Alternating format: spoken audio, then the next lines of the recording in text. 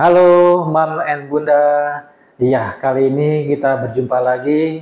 Saya akan membahas tentang pemeriksaan USG. Iya, ini kita lihat ya, ada alat USG di sini. Apa sih sebenarnya USG itu? Iya, bersama saya.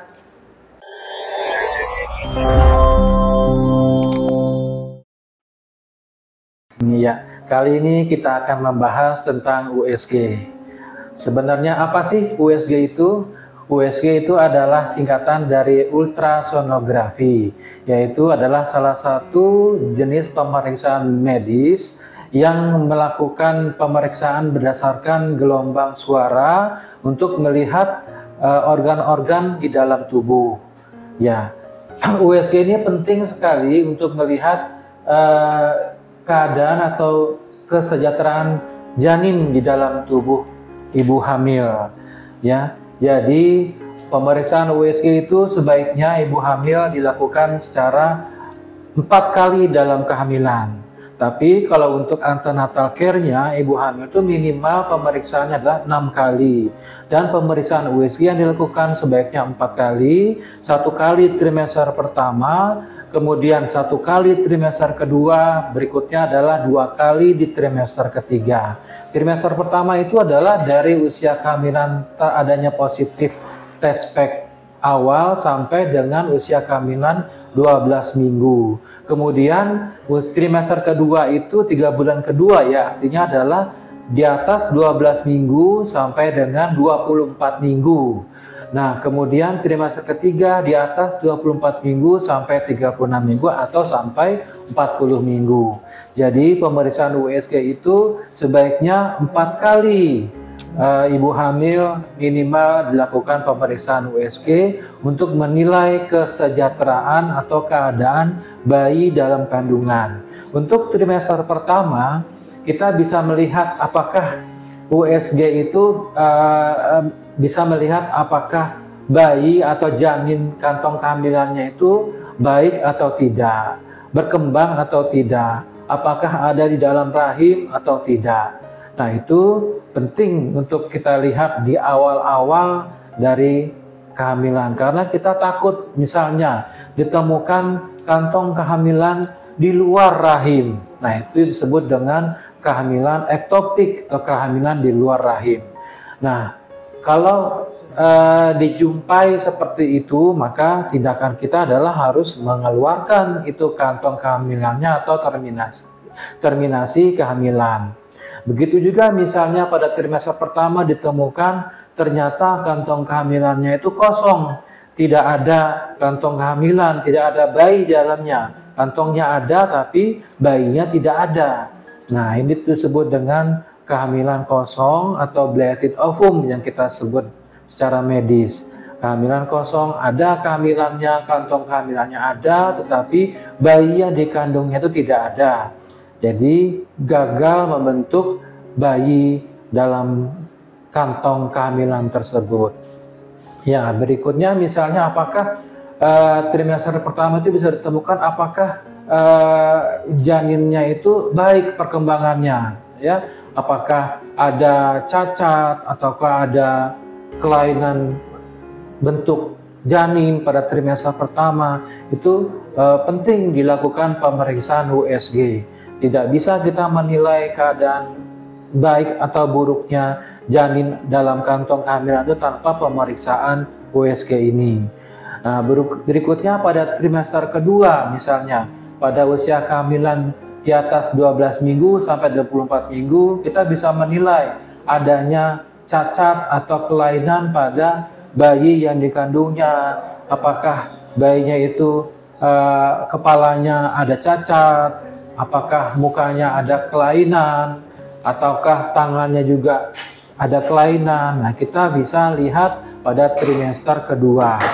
Berikutnya pada trimester ketiga, itu juga kita bisa menilai adanya cacat atau kelainan kongenital pada bayi, kemudian apakah plasentanya itu bagus, apakah ketubannya cukup. Nah, itu pada trimester ketiga sebaiknya dilakukan pemeriksaan USG selama 2 kali.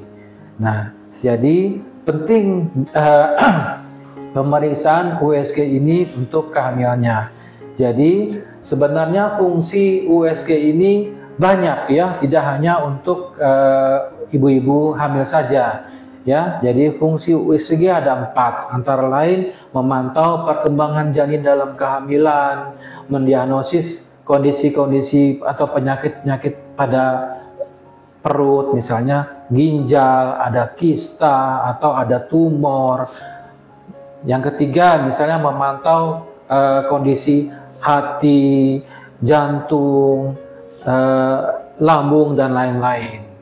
Yang keempat adalah membantu dalam prosedur media seperti untuk mengambil jaringan atau biopsi, itu perlu USG, dan pengobatan ya, juga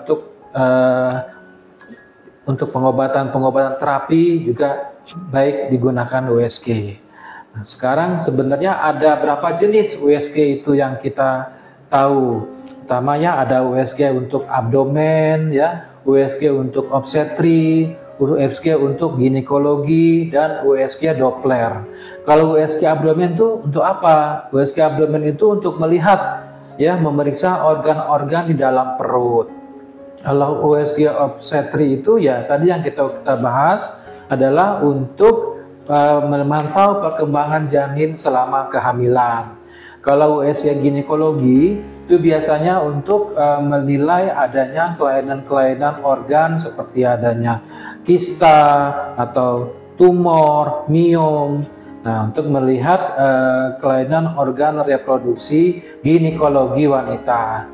Berikutnya USG Doppler. Apa itu USG Doppler? USG Doppler itu adalah untuk memeriksa aliran darah dalam pembuluh darah. Itu bisa untuk melihat aliran darah ibu, untuk memeriksa aliran darah janin, dan lain-lain. Itu bisa kita lakukan pemeriksaan. Iya Bunda, kita USG ini ada keuntungannya dan ada sedikit kerugiannya. Keuntungannya yang pertama adalah dia tidak bersifat invasif, artinya tidak melukai atau tidak melakukan tindakan yang lebih jauh, cuma di dalam atau di luar permukaan kulit ya, tidak menyakitkan pemeriksaan USG ini ya. Yang kedua, tidak menggunakan radiasi ya, hanya gelombang suara, jadi tidak mengakibatkan kelainan pada organ-organ tubuh manusia. Ya, yang ketiga, karena tidak bersifat invasif dan tidak menggunakan radiasi seperti sinar ronsen atau sinar X, USG ini bisa berulang-ulang kali digunakan. Jadi Bunda jika misalnya mau periksa USG hari ini, bisa saja besok dilakukan pemeriksaan USG kembali, itu tidak masalah karena tidak melakukan atau tidak menggunakan sinar X atau sinar ronsen, tidak melukai dan merusak organ-organ tubuh manusia. Dan biayanya relatif murah dibandingkan pemeriksaan medis lainnya. Untuk kekurangan USG ini ya, pertama biasanya kualitas gambarnya juga dipengaruhi oleh alat USG yang digunakan dan kondisi tubuh pasien. Kalau pasien yang terlalu gemuk memang ya agak sulit ya untuk melihat pemeriksaan bagian dalam dari ibu hamil tersebut, dan tidak dapat memeriksa organ-organ yang terlalu dalam.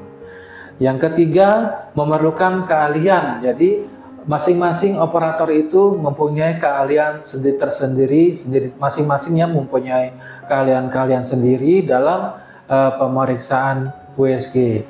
Operator yang baru-baru mulai melakukan atau menggunakan USG akan lebih sulit atau lebih sukar dalam memeriksa atau mendiagnosa suatu penyakit. Kalau yang sudah ahli, sudah expert, maka dia akan lebih mudah menggunakan USG yang dipakainya sebagai pemeriksaan medis. Ya, sekian dulu info saya tentang USG, semoga bermanfaat. Salam sehat untuk Mams and Bunda.